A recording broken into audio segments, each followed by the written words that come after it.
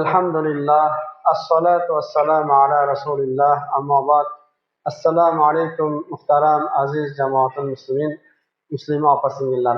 Alloh subhanahu va taologa hamd sano, payg'ambarimiz Muhammad Mustafa sallallohu alayhi vasallamga cheksiz durud salovatlar bo'lsin. Bugungi Sayyidul ayyom, hajjal masokin bo'lgan ulug' kun barchalaringizga muborak bo'lsin. Bu ulug' kunning sharaf, fazilatidan barchamizni Alloh bahramand qilsin. Bugungi juma suhbatimizni Alloh dargohida qabul aylab, foydalanishlik, manfaatli bo'lishini o'zi muyassar qilsin. Suhbatimiz buyuk muhaddislar yurtdoshlarimiz. Ya'ni buyuk muhaddis hadis bilan shug'ullangan odam. Buyukligi qayerda? Buyukligi butun dunyoga shu dinda Rasululloh sollallohu alayhi vasallam hadislaridagi xizmatlari buyuklik darajasiga yetkazdi.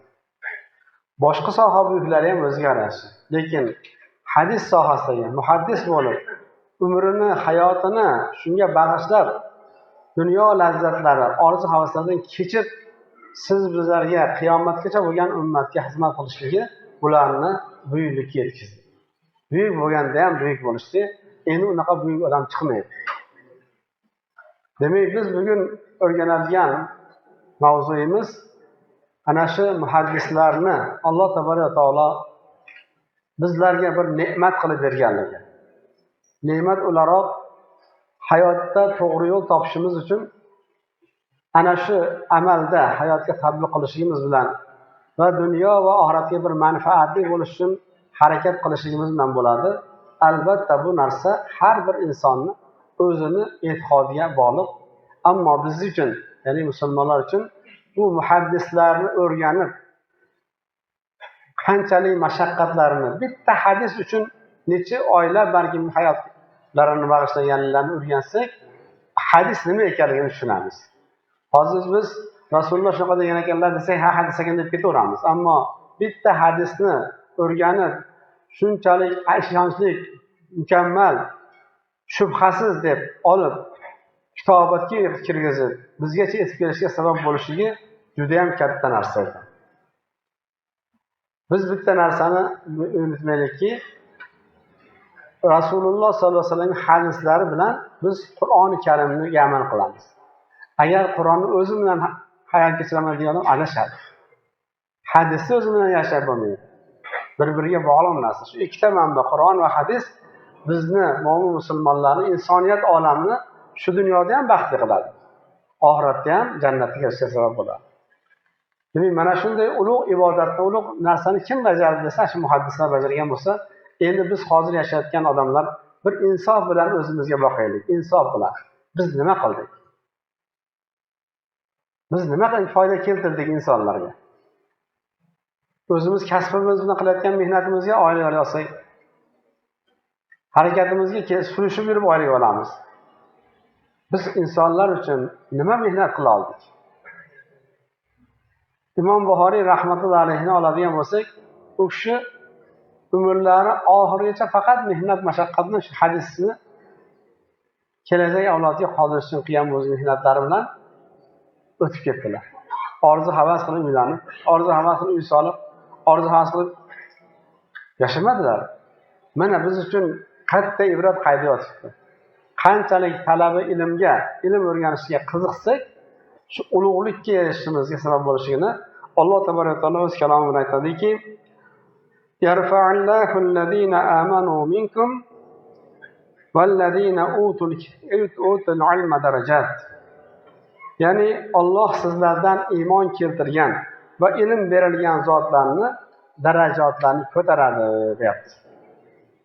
Demak, mana shu ilm olib hayotga tatbiq qilgan, o'zi namuna bo'lgan insonlarni darajasini Alloh ko'tarar ekan. Banda emas. Banda emas ekan. Alloh ko'tarar ekan. Mana bu Alloh kalomida aytayapti, uni darajasini ko'taraman. Bu darajani bu dunyoda hammamiz ko'rib turibmiz mana. Qiyomatgacha Imom Buxoriy desa hamma hurmat nazari bilan qaraydi. Lekin endi oxiratdagi darajasi qanaqa ekan? Jannatdagi maqomi qanaqa ekan endi? Shuning uchun biz ilmga muhabbat qilaylik. U balkim dunyoviy ilmdir, uxroviy ilmdir, lekin ana shu ilmimizdan insonlar foydalansa keyin ilm bo'ladi. Agar bu ilmimizdan o'zimiz foydalanib, insonlar foydalanmasa kerak yo'q unaqa ilm. Shuning uchun maktab ta'limi o'zimiz uchun yetarli ilm bera oladi. Endi oliy o'quv yillarini tugatamiz nima uchun? Xalqqa xizmat qilish uchun o'qiymiz. Ming afsuski ba'zi oilalarda mana shu narsa to'g'ri yetkazilmayapti. O'qisang noning butun bo'ladi, rahbar bo'lasan, qiynalmay yashaysan, salqinda o'tirasan, ketmon chopmaysan, hokazo. Bunaqa emas maqsad. Agar o'sha maqsadda o'qiydigan bo'lsa, foydasi yo'q ilm. U o'qigan ilmidan insonlarga foyda keltiraman, xalqqa xizmat qilaman desa, u ilm bo'ladi. Faqat nonim butun bo'lar ekan, salqinda o'tirib pul topaman desa, ilm bo'lmaydi u. Demak, bizni o'qiyotgan ilmlarimiz Alloh tabaraka taolo Qur'on bilan darajasini ko'taraman degan ilm bo'lishi uchun xalqqa foydali ilm bo'lishi kerak. Xalqqa foyda keltirdingizmi, bu xalq kim ekan bu? Xalq kim o'zi asli? Xalq u Alloh taolaning bandalari u. U kim bo'lishidan qat'iy nazar. Demak, o'sha Alloh taolaning bandalari foydalanadigan ish qilsak, ilm o'qisak, demak, bizni ikki dunyomizni obod bo'lishiga sabab bo'ladi. Yurtimiz esa alhamdulillah ana shunday ulug' zotlarni yetishtirib chiqqan muborak zaminlardan biri bo'lib, juda ko'p ulug'larni yetkazib xalqimizga, butun dunyoga ne'mat qilib yetkazib qo'ydi. Demak, bunga biz shukr aytamiz va yana Alloh taoloning kalomiga qaytamizki, astag'firullah. Va ma atakumur rasulu fakhuduhu va ma nahakum anhu fantahu. Sadaqallohu azim. Hashr surasining 7-oyatlarida payg'ambar sizlarga nimani olib kelgan bo'lsa, uni olinglar. Nimadan qaytarsa, undan tiyinglar deb Alloh taolo sizni bizga buyuryapti. Payg'ambar nima olib kelsa degani, payg'ambar din sohasida Allohning buyruqlarini, nahiyotlarini, oyatlarini yetkazib, unga o'zlarining fikrlarini bundoq qiladi, bundoq qilish kerak degan hammasini biz hadis deymiz. Demak, ana shu narsalarni olinglar. Ey bandalarim, nimadan qaytargan bo'lsa, tiyinglar. Saqlaninglar o'zinglarni o'sha. Demak, payg'ambar bekorga aytmayapti bu narsani. Yaqinlashmanglar u narsaga. Tiyinglardan yana bitta ma'nosi yaqinlashmang. Payg'ambar qaytargan narsaga yaqinlashib ko'rmang. Qani nima ularga deb harakat qilmang. Halok bo'lasiz. Demak, bizni mana shu qisqa umrimizda Rasululloh sollallohu alayhi vasallamni ko'rsatmalarini hayotga tatbiq qilishimiz bilan najot topamiz. Qaytargan narsasiga yaqinlashishni adashamiz. Juda ham ehtiyot bo'lmaydigan bo'lsak, bu umr juda ham qisqa. Mana bu yana bitta janoza. Biz kecha biz bilan birga yashayotgan odam edi. Ertaga bizga navbat kelib qolsa nima qilamiz? Shu hadislarni mana hozir o'zbekchalari, kiril harfidan chiqqanlari turibdi. Nima deb bahana qilamiz ertaga? Men bilmasdim-da, men o'qimaganimda deb bahana qilolmaymiz hozir endi. Hammamizga sharoit 200% hozir bor desa bo'ladi. 200%. 100% emas. Shu darajada alhamdulillah sharoit yaratilgandan keyin o'qimasak ayb o'zimizda bo'ladi. Payg'ambar alayhissalatu vasallam insoniyat tarixida Rasululloh sollallohu alayhi vasallamning hayoti, axloqi, so'zlari va amallari payg'ambarimiz sollallohu alayhi vasallamning muborak hayotlaridagidek aniq va mukammal o'rganilmaganliklarini keltiradi. Dohiylarda o'rganilgan, prezidentlar o'rganilgan, lekin payg'ambarimiz chalik emas. Payg'ambarimizning yurish-turishlari, o'tirishlari, yotishlari, gapirishlari, ovqat yeyishlari hamma yo'g'i bizni qo'limizda turibdi hozir. O'tib ketganlarga 1,5 ming yil bo'lgan bo'lsa, hozir shunday ochib o'qisangiz siyratlarini, Rasululloh qanaqa o'tirganlar, qanaqa ovqat yeganlar, qanaqa gapirganlar, hammasi bor. Demak, sizdan biz o'rganishimiz kerak. Payg'ambar alayhissalatu vasallam hayotlarida biron marotaba to'y ovqat yemaganlar. Juda ko'p aytdik. Payg'ambar alayhissalom hayotlarida biron marotaba qattiq gapirib dilozorlik qilmaganlar. Shuncha minglab janglarda qatnashib bironta odam o'ldirmaganlar. Tasavvur qila olasizlarmi? Urush o'zi nomini otini urush. Siz o'ldirmasangiz sizni o'ldiradi. Shunda ham odam o'ldirmagan ekanlar Rasululloh. Ana rahmatan lil alamin qanaqa bo'ladi? Bizchi? Biz ummatman deb turib nima qilyapmiz hozir? Ummatman deymiz. Rasululloh sollallohu alayhi vasallamni eng go'zal odatlardan birini sizlarga aytsak, Payg'ambar alayhissalatu vasallam hayotlarida biror marotaba yolg'onbosh bo'lmagan ekanlar. Yolg'onbosh turganlarni ko'rdim degan hadis yo'q. Rasululloh falon yerda shu yolg'onbosh turganlarni ko'rdim degan hadis yo'qda. Mana hozir sunnat soqol qo'yish sunnat bo'lsa nimaga yolg'onbosh yuribsan sunnatga? Bu sunnatni bajarganing yo'q sen. Agar bajarsang to'liq bajar. Payg'ambarimiz hayotlarida qarang, biror marotaba yolg'onbosh turganliklari to'g'risida, boshqa kiyimsiz turganlik to'g'risida hadis yo'qda. Qanday bir go'zal. Hamma din, hozirgi kundagi meditsina ham buni tasdiqlayapti. Boshlanmas yurmaslikni.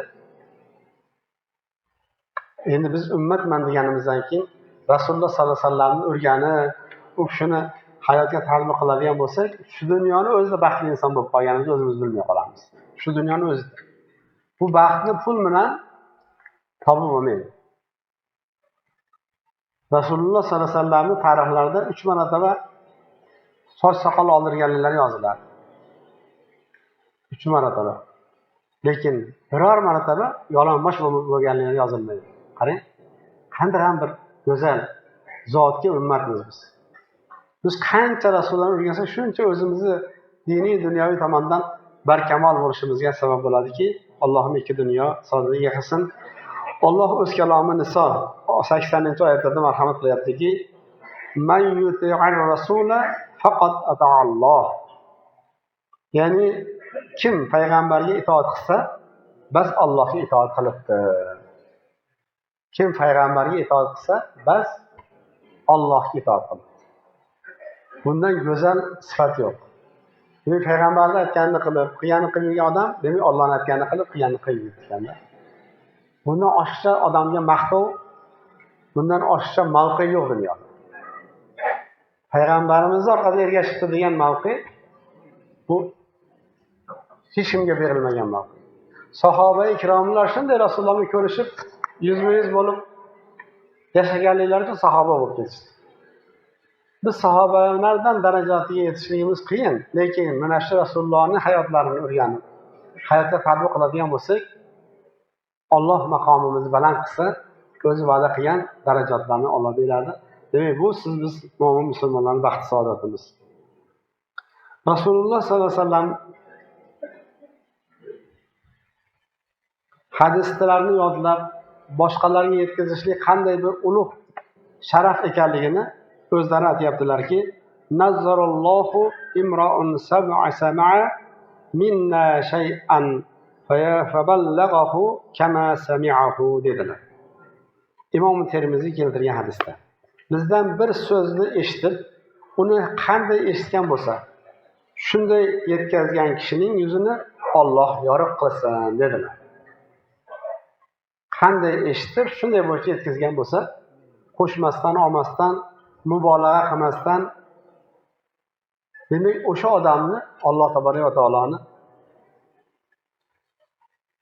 yorug' yuzlik degani gunohsiz degani. Shu darajaga yetishlikka sabab bo'ladi. Qanaqa omonatdorlikdan-da.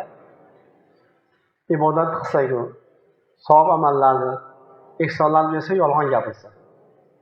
Demak, biz omonatdor emas ekanmiz-da. Qarang. Bu omonatdorlik evaziga yorug' yuzlik bo'lishimizni Rasululloh sollallohu alayhi vasallam hadislarda marhamat qiluvdi. Demak, barcha muhaddis olimlar shundan ilhomlandi. Demak, bandalarning ichida yorug' yuzlik bo'lishi kimga nasib qilar ekan desa, hadisni yodlab, o'rganib, o'shani o'rgatgan odam.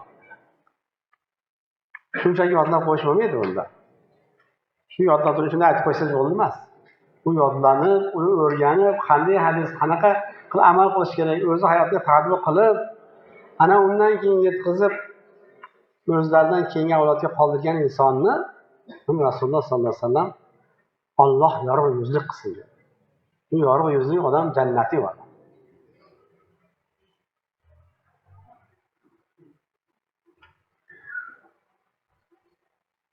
Rasululloh sollallohu alayhi vasallamni Sharh Masabih, Mushkotul Masabih kitobida keltirilyapti. Payg'ambar alayhisolatu vasallamni sunnatini ko'z qorachig'idek asrab, uni odamlarga yetkazgan zotlarni aynan mana shu duo yuzning nurli va go'zal bo'lishi bilan siylanganliklari bejiz emas ekan. Zero muhaddislar ilmning tarovatini saqlash va sunnatni qayta jonlantirish yo'lida butun borliqlari bilan harakat qildilar. Sarvari koinot ham ularning qilgan mana shu go'zal amallari evaziga yuzlariga ikki dunyo go'zalligi va nurini tilab duo qildilar dedi. Demak, mana shunday amallar, ya'ni hadisni tayyorlab, tahrir qilib, uni shu kitobat qilib bizlargacha keltirishlikka sabab bo'lgan zotlarni qanday maqtalyapti. Sufyon ibn Uyayna rahmatullohi alayhi aytadilar: muhaddislardan har bir kishining yuzida ushbu hadisdagi duo sababli go'zal nur va tarovatni ko'rdi dedi. Ya'ni mana shu bizning xalqimizda ham shunaqa gap bor. Juda yuzida nuri bor ekan, nurli odam ekan deb qo'yadi. Bu nur qaydan keladi buni? Ilmning nuri. Ilmning nuri. Alloh tabaraka va taolo agar o'sha ilmni yuqtirish uchun ustozni hurmat qilish kerak. Kim ustozigaki duosini olmasdan o'zicha fatvo aytib, kim ustozini rozi qilmasdan mullachilik qilib yo qorichilik qiladigan bo'lsa, bu nur bo'lmaydi. Bu nurni topib bo'lmaydi. Bu nur o'sha Rasululloh sahobalar tobiinlardan tabiin bo'lib kelayotgan ilm bu. O'zimizcha kitobda o'qib o'rganadigan ilm emas. Kim kitob o'qisa o'rganib qo'ya olmaydi buni. Shuni kitobda o'qib tushunib qola oladigan narsa emas bu. Shajara. Ustozlardan duo olib olinadi bular. Agar duo olinmasa, o'sha kitobni yoddan aytib bersa ham u ilm yo'qmaydi. Imom Buxoriyning kitobini boshidan oxirigacha yoddan aytib bering, hech kim bo'lmaysiz. Diskni qo'yib qo'ygandek gapda, uni hayotingizga tatbiq qilib o'zingiz haqiqiy ma'noda o'rganib, ana o'rgating, ana u sizga haqiqiy foyda bo'ladi.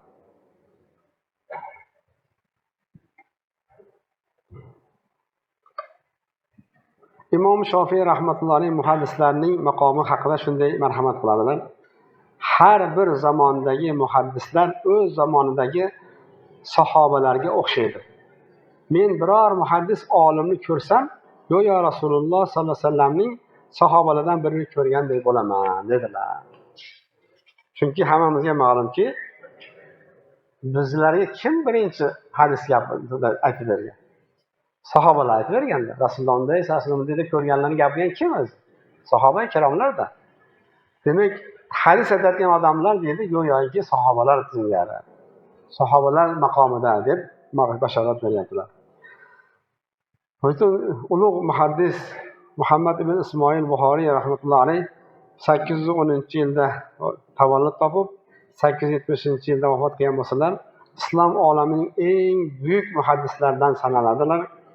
U kishi hayotlarida ilm axtarib yashaganliklarini va ilm axtarganliklarida 14,000 kilometrdan ziyoda masofa bosganliklarini tarix kitoblari bashorat beradi. 14,000 kilometr yurgan ekanlar, ilm izlab. Biz endi hozir undan ham ko'proq masofa bosgan bo'lishimiz mumkin, pul istab. Qornimizni to'yg'izish uchun, tirikchilik qilish uchun balki undan ham ko'proq yorayotgan bo'lishimiz mumkin. 7,000 kilometrga shunday uchib boryapmiz hozir. Lekin bu yerdagi 14,000 kilometr ilm izlab hayot kechirganlar. Faqat ilm. Bu juda katta sharaf. Shuning uchun ham Amirul Mu'minin fil hadis deb bashorat oldilar, maqom oldilar, martaba oldilar. Xalqdan, ulamolardan. Allohim ana shunday zotni biz endi faxrlanib va Imom Buxoriy yurtidanman deb kifoyalanib qolmaylikda, ilm izlashga o'tishligimizni Alloh muyassar qilsin. Bu kishining qiyinchiliklari, otalarining mehnat mashaqqatlari, onalarining duolarining sharofatidan mana shunday maqomga ega bo'ldi. Demak, biz ibratlanishimiz kerak.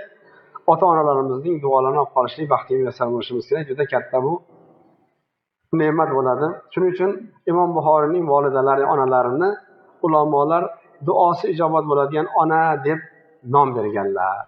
Chunki u kishi duolari ijobat bo'lib, ko'zi ko'rmaydigan farzandlariga Alloh nur ato qildi, ya'ni ko'radigan bo'ldi va ulug' ne'mat ato qildi.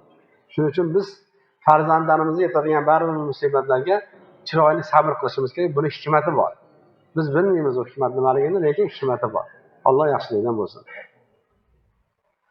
Bu kishining zuhdi taqvolari juda ko'p mana kitobotlarimizda berilgan. Albatta, bu endi bizlarga juda katta ibrat bo'ladi. Ikkinchi mana Muhammad Ismoil Iso Termiziy 824-yilda tavallud topib, 892-yilda vafot qilgan bo'lsalar, Termiz shahrida tavallud topdilar. Mana shu termizlik ulamolarning eng peshvolari bo'ldilar va u kishi Imom Buxoriyning eng ishonchli shogirdlaridan ekanligi ma'lum bo'ldi. Butun Sunan Termiziy asarlari islom olamidagi eng ishonchli 6 ta hadis to'plamining biriga aylanib, mana bugungi kunda Imom Buxoriy, Imom Muslimdan keyingi o'rinda turadigan sahih kitoblardan hisoblanadi. Ustozlari bo'lmish Imom Buxoriy Termiziyga qarata, sen mendan foydalangandan ko'ra men ham sendan shunaqa ko'p foyda ko'rdim dedilar. Ya'ni ana shu ustoz shogirdlar bir-birlarini ilmlardan foydalanganligi to'g'risida. Abdulloh ibn Abdurrahmon Dorimiy ham mana bizning vatandoshlarimiz Samarqandlik Mavaron Nahr zaminida yetishib chiqqan buyuk muhaddis, faqih olimlardan bo'lib, hadis rivoyatidagi aniqlik, kuchli quvvai hofiza, taqvo sabab ulamolar nazdida yuksak martabaga erishgan u kishining eng mashhur asari Sunan-i Termiziy. Ya'ni ana shu Sunan-i Dorimiy kitoblari mana bizgacha yetib kelgan. Abdulloh ibn Muborak ham ana shu silsilaning davomi. Imom Buxoriy, Imom Termiziy, Dorimiy, bu Abdulloh ibn Muboraklar hammasi muhaddis bo'lganliklarini. Va biz bilamizki, Abdulloh ibn Muborak Imom Azam Kufi Sufi rahmatullohi alayhining eng ishongan sodiq shogirdlaridan ekanligini ham bilamiz. Abdulloh ibn Muborak rahmatboshimiz Imom Abu Hanifa rahmatullohi alayhining eng peshqadam sevimli shogirdlaridan bo'lganligi. U kishi aytadi, agar Alloh taolo menga Abu Hanifa va Sufyon Savriy bilan yordam bermaganda oddiy bir odam bo'lib qolaverardim degan ekanlar. Ya'ni ustozni hurmatini shu darajaga qo'yaptilar. Agar Imom Buxoriy, Imom Azam bo'lmasa, Sufyon Savriy bo'lmasa, men ham oddiy odam edim. Shu kishilarning sharofatlaridan shu darajaga yetdim deyaptilar. Biz ham shunaqa faxrlanish tuyg'usi bormikin? Birontamiz bir ustozimizga shunaqa bir hurmat nazarda qaraymizmi-kin? Bu juda ham muhim ekanda. Ustoz bo'lsa vazifasini bajardi-da, o'rgatdi desak, uni yutqazib qo'yar ekanmiz-da. Allohim hammamizni ustozga bo'lgan hurmatimizni ziyoda qilsin. Ham ikki dunyoyimizga omad qilsin. Mana Imom Buxoriyni qancha yillar unutib yuborilgan bo'lsa, alhamdulillah mustaqillikdan keyin qancha u kishining maqbaralari-yu qayta mana hozirgi kundagi eng oxirgi Yusufdagi ziyoratgohga aylandik. Alhamdulillah, bu juda katta baland martaba. Shuning uchun ham biz qanchalik bu dunyoda qo'limizdan kelganicha adashmasdan to'g'ri yo'l topishimiz uchun nima qilishimiz kerak desa, ilm o'rganishimiz kerak. Boshqa najot yo'q. Imom Buxoriy o'zlarining kitoblarida ilmdan boshqa najot yo'q deb yozib qo'ydilar. Shuning uchun hayotlarni ilmga bag'ishlab, bizda sizga ibrat ko'rsatdilar. Ana o'sha kishining hozirgi kunimizdagi maqomlarini o'chkab, me'yorini aytib bo'lmaydi. Butun dunyo taniydi. Taniganda ham hammasi ustoz deb biladi. Qanday ham uni martaba. Demak, Xudo uchun degan ilm shunaqa bo'ladi. Martaba topay, nonim butun bo'lsin desak, unda adashib qolamiz. Xudo uchun o'qiylik, Xudo uchun xizmat qilaylik. Albatta, ajr mukofotini Alloh ziyoda qilib bersin. Ham dunyoyimizga, ham oxiratimizga manfaatli ilm bo'lishini hammamizga muyassar qilsin. Chunki bu dunyo bir marotaba berilib, ikkinchi marotaba berilmaydigan imtihon dunyosi turibmiz. Mana bugungi Sayyidul Ayyom Hajjul Masokin kunining sharofatini mufassir olimlarimiz aytadi. Kim eng oldin kelsa, bitta tuyani so'ygandek savobga bo'ladi. Undan keyingi odam molni so'ygandek, undan keyin odam qo'y, undan keyin tovuq, undan keyin eng oxirida kelgan deydi. Tuxumni hisob qilgan hisob bo'ladi. O'zi ibodat bo'lsa. Bu jumani o'qiganimiz uchun bizga hayzi savobi berilsa, yana qo'shimcha shuncha katta savobga ega bo'lyapmiz. Nima uchun desa, ertaroq kelib mav'izani boshdan oxirigacha eshitish. Bu o'ta e'tiborli masala. O'ta e'tiborli. Juma o'qishlik emas, mav'iza eshitishlik shart. Juma 2 rakatli namozni hamma o'qiradi. Lekin mav'izani eshitib tushunib hayotga tatbiq qilishimiz kerak. Buning uchun demak hozir kim 15 sekund 12 gacha yetib kelgan bo'lsa, u tuyani so'yganni savobini oldi. 12 ga kelgan odamlar molni so'yganlik savobini oldi. 12 yoshga kelib, "Ha, Qur'on boshlanibdi-da" degan odam to'g'di. Endi qolganlar tuxumga ham ega bo'ldinglarmikin degan savolni o'zinglar beringlar. Men bitta tuxumni ehson qilgan savobga ega bo'ldimmikin degan savolni o'zingizga beringlar. Mav'izani boshlangandan keyin kelgan odam savobga yo elashadi yo elashmaydi. Biz faxrlanmaylik, "Ha, biz ham juma o'qidik. Ha, borsak endi azon aytayotgan ekan" degan odam yutqazgan. Jumani fazilatidan ega bo'lmadi. Demak, harakat qilaylik. Bir hafta bir kun yarim soat oldinroq kelib bu yerda jumani fazilatiga ega bo'lish uchun mav'izani boshidan eshitishlik bu ikki dunyomizga manfaat yetkirar ekan. Alloh hammamizni ikki dunyo saodatidan bahramand qilsin.